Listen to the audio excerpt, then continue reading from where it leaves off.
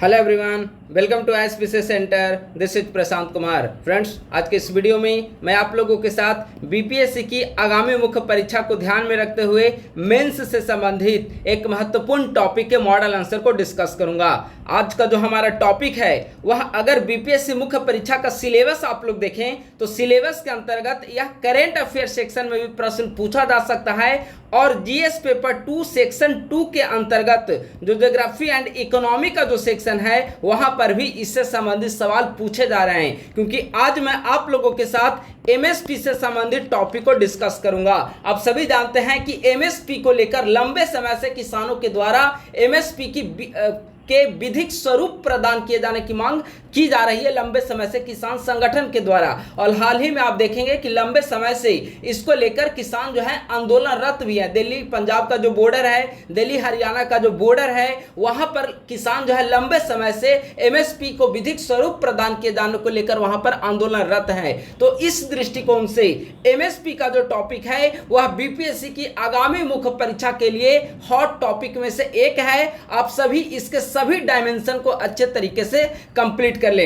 आइए इससे संबंधित मॉडल आंसर को डिस्कस करते हैं। उससे पहले हम लोग इसका प्रश्न को देखते हैं कि आज का मॉडल आंसर डिस्कशन का प्रश्न क्या होगा। प्रश्न है, न्यूनतम समर्थन मूल्य क्या है, यानी कि MSP minimum support price MSP से आप क्या समझते हैं। इसका निर्धारण कैसे किया जाता है, यानी कि इसके निर्धारण के तरीके क्या हैं। ठीक है, हाल ही में विभिन्न किसान संगठनों के द्वारा न्यूनतम समर्थन मूल्य को विधिक स्वरूप प्रदान किए जाने की मांग की जा रही है। क्या आप इससे सहमत हैं, यानी कि क्या आपको लगता है कि एमएसपी को विधिक स्वरूप प्रदान किया जाना चाहिए। अगर आपको लगता है कि हाँ, तो क्यों किया जाना चाहिए, उसके पक्ष में तर्क दीजिए। अगर आपको लगता है कि नहीं, एमएसपी को विधिक स्वरूप प्रदान किया जाना उचित नहीं होगा, तो क्यों नहीं, तो उसके पक्ष में तर्क देना है। ठीक है, प्रश्न बिल्कुल सिंपल है। एमएसपी को डिफाइन करना है, उसका निर्धारण कैसे किया जाता है इसे बताना है। हाल के दिनों में एमएसपी को मांग को लेकर किस प्रकार से आंदोलन हो रहे हैं इसकी चर्चा करते हुए बताना है कि क्या एमएसपी को लीगलाइज कर दिया जाना चाहिए, विधिक स्वरूप प्रदान कर दिया जाना चाहिए। ठीक है, तो आइए इसका मॉडल आंसर हम लोग डिस्कशन प्रारंभ करते हैं। अगर आप लोग हमारे यूट्यूब चैनल पर नए हैं तो हमारे यूट्यूब चैनल को सब्सक्राइब कर लें और हमारे टेलीग्राम ग्रुप @ISPC सेंटर को जरूर ज्वाइन कर लें। ठीक है, आइए इसका हम लोग सबसे पहले इंट्रोडक्शन को देखते हैं।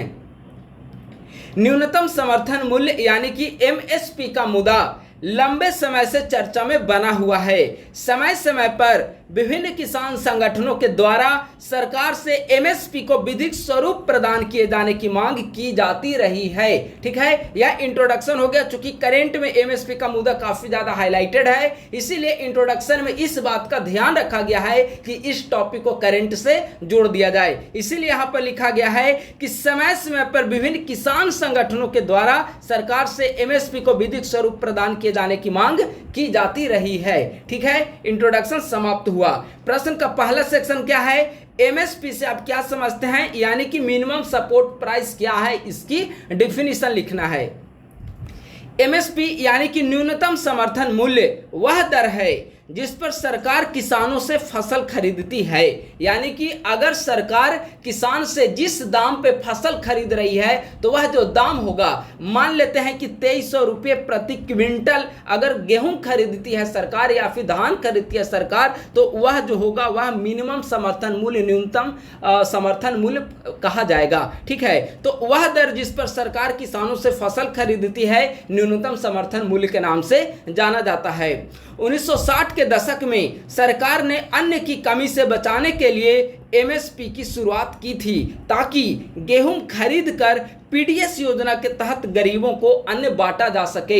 एक समय क्या था, 1960 के दशक में भारत जो था वह कृषि के क्षेत्र में आत्मनिर्भर नहीं था पूरी तरीके से।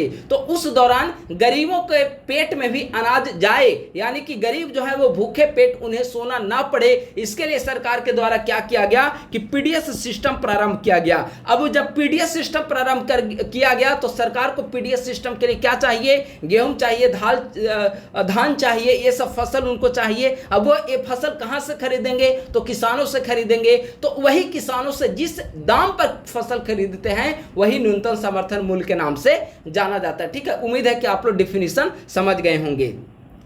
किसी भी फसल के लिए एमएसपी की सिफारिश करते समय कृषि लागत और मूल्य आयोग के द्वारा विभिन्न कारकों पर विचार किया जाता है। वर्तमान समय में 23 फसलों पर एमएसपी जारी की जाती है। ठीक है, यानी कि कुल 23 फसल पर वर्तमान समय में एमएसपी जारी की जाती है।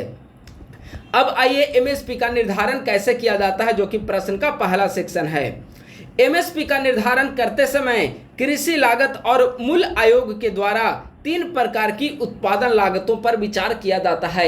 यानी कि ऐसा नहीं है कि सरकार अपने मनमाने तरीके से एमएसपी या कोई भी प्राइस डिसाइड कर देगी, ऐसा नहीं है, बल्कि उसके लिए बाकायदा कमेटी का गठन किया जाता है और कई सारे फार्मूले निर्धारित किए गए हैं। इन फार्मूले के आधार पर ही एमएसपी का निर्धारण किया जाता है। तो आइए कौन कौन से फार्मूले हैं इसे हम लोग डिस्कस करते हैं, और ये तीनों बहुत महत्वपूर्ण है। ठीक है, पहला है ए2 है। इसके अंतर्गत इसमें किसानों के द्वारा बीज, उर्वरक, रसायन, भाड़े पर लिए गए श्रम, ईंधन और सिंचाई आदि पर किए गए भुगतान शामिल है। यानी कि जब ए2 के माध्यम से अगर एमएसपी प्रदान किया जाता तो क्या होता, इसके अंतर्गत किसान के द्वारा बीज पर जितने खर्च किए जा रहे हैं, उर्वरक पर जो खर्च किए जा रहे हैं, रसायन पर जो खर्च किए जा रहे हैं, जो श्रम यानी कि श्रमिक पर जो खर्च किए जा रहे हैं, ईंधन पर जो खर्च हो रहा है, इन सभी को जोड़ दिया जाता और जोड़ने के बाद एक प्राइस डिसाइड किया जाता ताकि उनको किसानों को किसी प्रकार की क्षति या नुकसान का सामना न करना पड़े। ठीक है, तो यह है ए2 फार्मूला।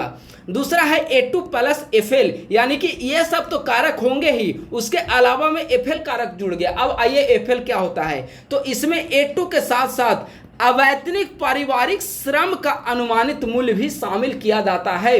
कई बार आप देखते होंगे ग्रामीण क्षेत्र में कि ये सारे संसाधन जुड़े हुए हैं। इसके अलावा सारे पूरा का पूरा परिवार, अगर मान लेते हैं कि धान कटाई का समय है या फिर धान बुआई का समय है, तो क्या होता है, पूरा का पूरा परिवार उसमें शामिल होता है, इन्वॉल्व होता है वह कृषि संबंधी कार्यों में। तो वे सभी जो अवैतनिक पारिवारिक श्रम है, उन सभी का भी एक अनुमानित मूल्य को अगर उसमें ए2 में जोड़ दिया जाए तो यह बन जाता है ए2 प्लस एफएल। ठीक है, अगला है C2।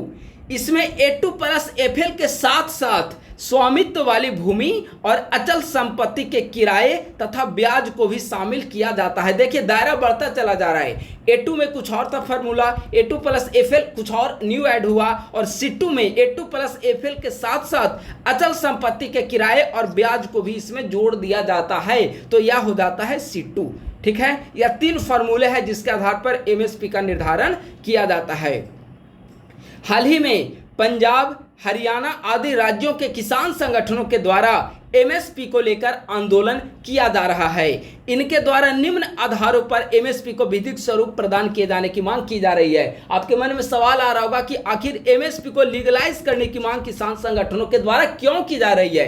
अभी जो उनको एमएसपी प्रोवाइड की जा रही है, क्या उससे उनको बेनिफिट नहीं होता, या फिर आखिर क्या कारण है जिसके आधार पर विभिन्न किसान संगठनों के द्वारा लंबे समय से, आप देखेंगे कि कृषि कानून को लेकर जो विरोध चला था लंबे समय तक, टिकरी बॉर्डर हो गया या बाघा बॉर्डर, जो भी यहाँ पे पंजाब हरियाणा का जो बेल्ट वाला जो बॉर्डर है, या फिर यूपी से जो जाने वाला, दिल्ली की ओर जाने वाला जो बॉर्डर है, वहां पर गाजीपुर बॉर्डर, तो ये सभी बॉर्डर पे आप देखेंगे कि कृषि कानून के विरोध में लंबे समय तक यहाँ पर आंदोलन किया गया किसान संगठनों के द्वारा। ठीक है, तो ये जो किसान संगठन है उनकी कृषि कानून की वापसी के साथ साथ एक और प्रमुख मांग थी, और वह मांग थी कि एमएसपी को लीगल स्वरूप प्रदान किया जाए, एमएसपी को विधिक स्वरूप प्रदान किया जाए। तो आखिर क्यों इनके द्वारा एमएसपी को विधिक स्वरूप को लेकर मांग की जा रही है? आइए कुछ महत्वपूर्ण प्रश्न को देखते हैं, इसके बारे में पॉइंट को देखते हैं। पहला पॉइंट है वह है कृषि फसलों की कीमत में स्थिरीकरण। मान लेते हैं कि एमएसपी अगर अभी गेहूं को लेकर 2310 रुपये निर्धारित की गई, एग्जाम्पल के रूप में, एग्जैक्ट मुझे आइडिया नहीं है, एग्जाम्पल मैं बता रहा हूं, 2310 रुपये प्रति क्विंटल निर्धारित किया गया गेहूं का एमएसपी। हो सकता है कि अगले साल अगर गेहूं का ज्यादा उपज हो तो यह घटाकर 2200 रुपये सरकार के द्वारा कर दी जाए, एक उदाहरण के रूप में कर दी जाती है अगर। ठीक है, तो ऐसा स्थिति में क्या होगा कि किसानों को इस वर्ष कुछ और मिला, अगले साल उसका कम मिलेगा, यानी कि किसानों को लेकर जो एमएसपी जो मिल रहा है फसल को लेकर उसमें स्थिरता नहीं है। तो अगर लीगल स्वरूप प्रदान कर दिया जाता है तो कृषि फसलों की कीमत में स्थिरीकरण आ जाएगी। ठीक है, एक रेट फिक्स हो जाएगा कि इस रेट से नीचे मार्केट में भी कोई भी उस अनाज को नहीं खरीदेगा। अभी क्या होता है कि अगर मान लेते हैं कि मार्केट में जाएंगे तो मार्केट में कभी कभी ऐसा भी होता है कि उसकी फसल की क्वालिटी के आधार पर एमएसपी या फिर न्यूनतम मूल्य जो है वह उसके आधार पर उसे खरीदा जाता है। लेकिन अगर इसे लीगल स्वरूप प्रदान किया जाएगा तो एक स्थिरता आ जाएगी इन फसलों के दामों में। ठीक है, तो पहला महत्वपूर्ण बेनिफिट किसानों को यह होगा। दूसरा, खाद्य सुरक्षा सुनिश्चित करने में सहायक होगा। किसान जो है पूरे तन मन के साथ, पूरी मानसिकता के साथ वह अपनी खेती करेंगे और अधिक से अधिक अनाज उपज कराना चाहेंगे ताकि उनको ज्यादा बेनिफिट मिले।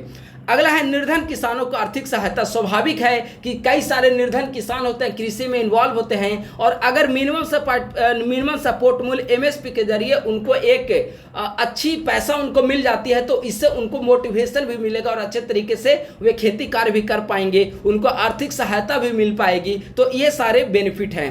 उत्पादन वृद्धि को प्रोत्साहन, अभी हमने बताया कि इनको एक मिनिमम मूल्य मिल जाएगा और इन्हें पता है कि अगर हम इस फसल का उत्पादन करेंगे और इतना फसल अगर उपज होगा तो हमें इतना दाम मिलना निश्चित है।